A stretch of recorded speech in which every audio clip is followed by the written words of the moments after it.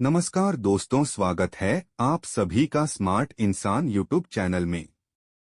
आज हम बहुत ही सुंदर कहानी सुनाएंगे।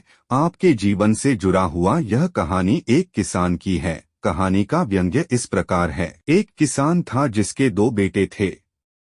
वह बहुत ही आलसी और निकम्मे थे। वह अपने पिता को कामकाज में हाथ बटाने के बजाय आलस किया करते थे, इधर उधर घूमते फिरते थे।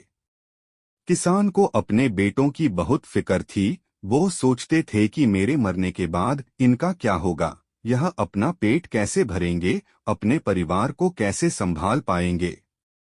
एक दिन किसान की हालत बहुत ही गंभीर थी। कहने का मतलब किसान मरने की हालत में था। तभी किसान ने अपने दोनों बेटों को बुलाकर उनसे कहा कि हमारे खेत में एक खजाना गढ़ा हुआ है, लेकिन वह किस जगह है उसकी जानकारी मुझे भी नहीं है, लेकिन खोदने बाद तुम्हें वो खजाना मिल जाएगा।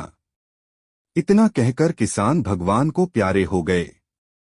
खजाने की खबर सुनकर दोनों बेटों के मन में लालच आ गया और वो दोनों खेत पर चले गए और खेत को खोदने लगे। खजाने के लालच में कुछ ही दिनों में पूरे खेत को खोदने के बाद वह घर जाकर बैठ गए और वह अपने पिता को कोसने लगे। इसी तरह कुछ महीने बीत गए और वर्षा ऋतु का आगमन हुआ। किसान के बेटों के पास पेट भरने के लिए सिर्फ एक ही जरिया था, वो है खेती। तब बाकी किसानों की तरह किसान के बेटों ने खेत में बीज बोने शुरू कर दिए। वर्षा का पानी पाकर वह बीज अंकुशित हुए और देखते ही देखते खेत लहराने लगे। ऐसा लग रहा था कि हवा के झोंके से लहरा रहा था।